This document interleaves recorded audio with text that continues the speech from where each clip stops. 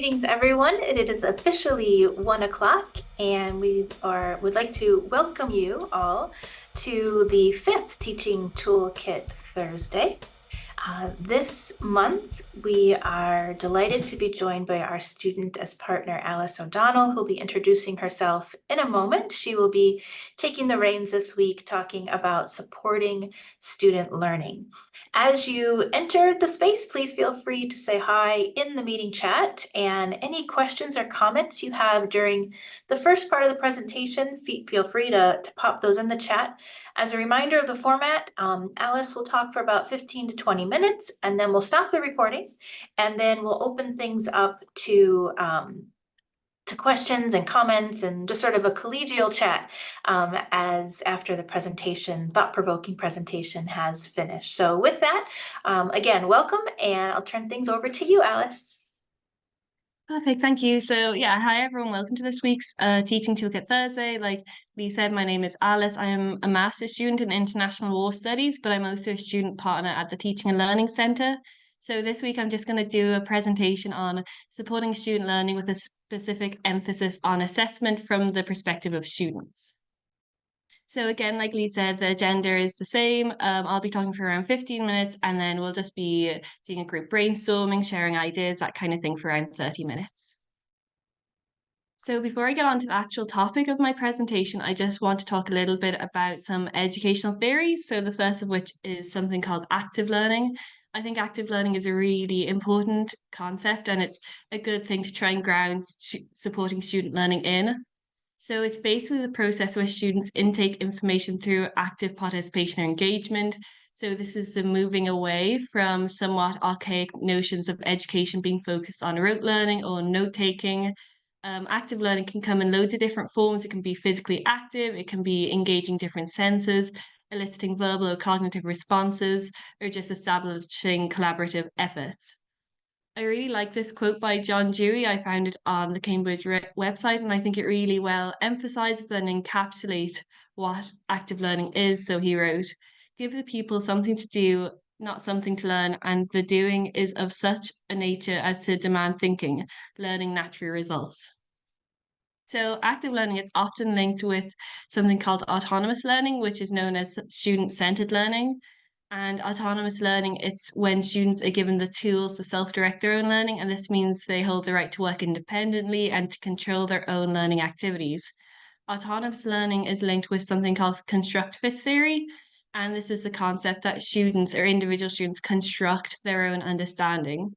So the reason why I'm just bringing this up is I think it's a good thing to keep in mind. These active learning and these concepts are things to keep in mind while when we're looking at assessment flaws and trying to brainstorm how we can reduce these flaws or the potential of these assessments to have flaws while trying to include active learning in the solution. So this is a bit of a preview of the prompt. So when I'm handing it over to you guys, I think it would be interesting just to discuss assessment types, like do some of them support student learning, which don't, which involve active learning, how prevalent is autonomous learning in the assessment types, and then what experiences have you personally had with supporting student learning with these assessment types. And I'm just putting them here so we can sort of keep them in the back of our minds while we go through the presentation. So when I was looking at the different assessment types, I chose to just focus on, for this presentation, group projects and thesis/dissertation. And I chose this because I think when we're looking at assessment problems, these two are the two assessment types which kind of crop up a lot, and there are noticeable flaws, but also noticeable solutions we can implement to try and reduce potential flaws. So the first assessment type I'm going to talk about is group projects. And I picked this one because I think it's impossible to go through college without having to do a group project. And it's assessment type with a lot of noticeable flaws, but it also has a lot of benefits. And right now, educators are being faced with the challenge of trying to bridge the two and transforming some of these deficiencies into potential strengths of the assessment type. So this is a mind map myself and a colleague came up with. I'm not expecting anyone to try and squint and read it all. It's just, I think, a good tool to illustrate the spread of potential problems that can arise within this assessment type, and to just highlight there's 4 different main areas. And I'm going to talk briefly about the 4 branches that you can see. So the challenges that we highlighted within group project assessments are four types, and these are problems with group dynamics, personal barriers, technicalities, and external barriers. So just a brief idea about what I'm going to do. I'm going to talk very briefly about each. I'm going to pick an example which I personally, as a student, or students I know have had to dealt with under this grouping, and then talk about either how it was resolved or how I think it could have been resolved better. So the first um kind of dynamic, the first issue we're going to look at is dynamic within groups. And the issues which we found within this grouping are tensions within the class, communication problems, lack of leadership, and reliance of others. So I had an experience with this last year, and I feel like everyone in this room or in this Zoom room has had a similar experience. The teacher assigned us into random groups of three to do a 50-minute presentation. I was put in a group with two guys. It was going really well. And then um, one of the guys just stopped all contact. He didn't do any of the work, and it was left with me and the other member of the team to try and pick up his slack and to do his work. And as a result, it was very stressful. We had to do an unfair amount of work, and our presentation wasn't as good as it could have been because it was rushed and because it was just done in such a short amount of time. So, like I said, I think this is one of the most prevalent problems that we come across when looking at group projects. And you can see it kind of falls under a lot of issues. So, this is breakdown of communication, lack of leadership, reliance on others. Yeah, it's super common. And I was thinking about this a lot about what I thought could have been done to potentially prevent this from happening in the future. And I think the best solution, in my opinion, is to implement check-ins by the professor. So this doesn't have to be anything massive. It could just be a quick email saying how's everything doing, like midway through a month before something the presentation had to be due, or it could be asking to see how the slideshow is coming along. Again, doesn't have to be time consuming, doesn't have to be a big thing. It just, I think, is a good way to open up communications between the educator and the students. And it would have given us a channel to tell him our concerns. And it would have given the third member a chance to voice what issues, because he must have been having either workload issues or personal issues or just something. It would have given him a chance to communicate this to the professor. And it would have also finally given the professor an opportunity to see for himself the issue without it having to be raised to his attention. So then the second grouping of potential problems is personal barriers that students may have. So for this, we chose to highlight language barriers, public speaking, and little space for personal growth.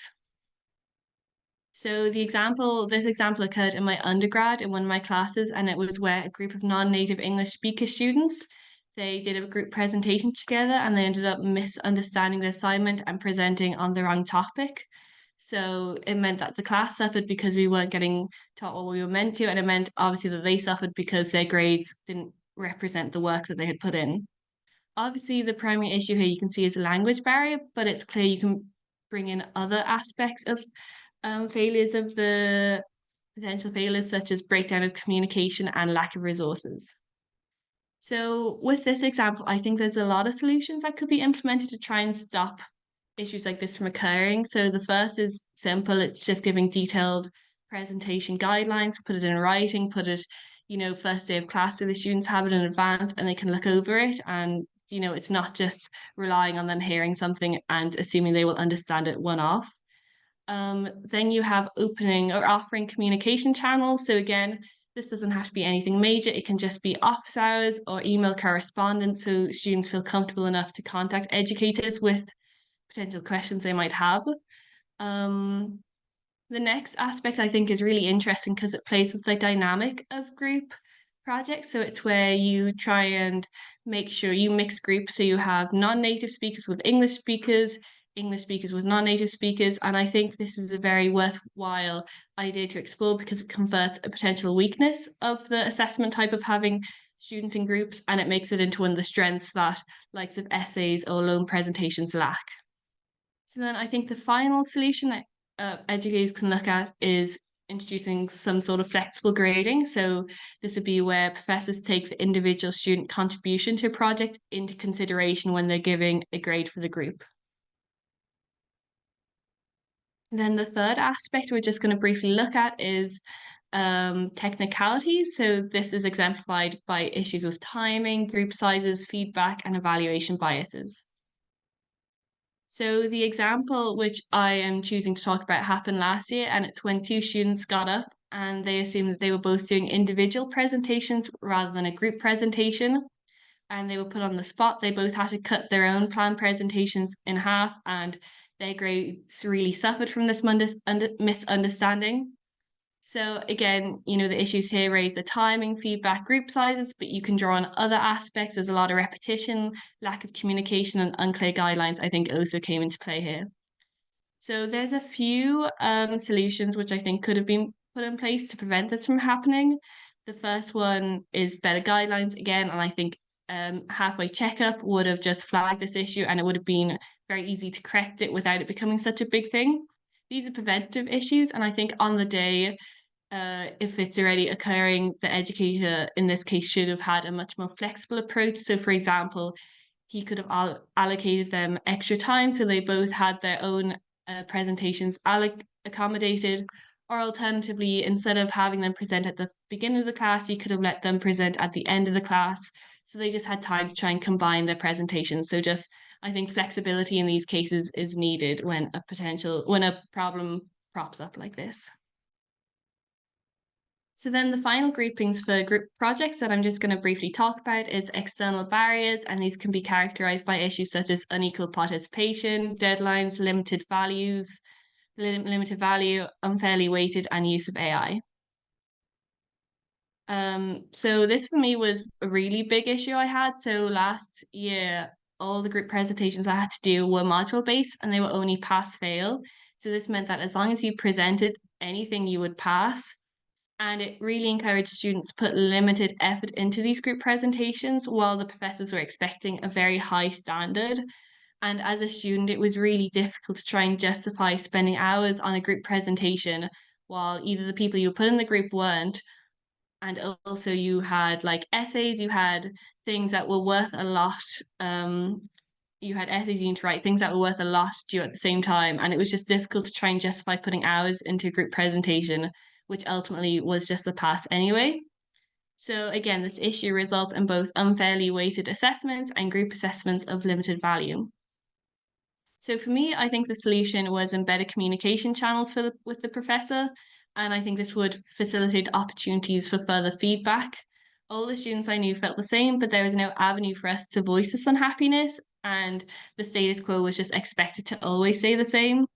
Again, I think this is bringing into this idea of flexibility, taking into students' opinions, what they would prefer.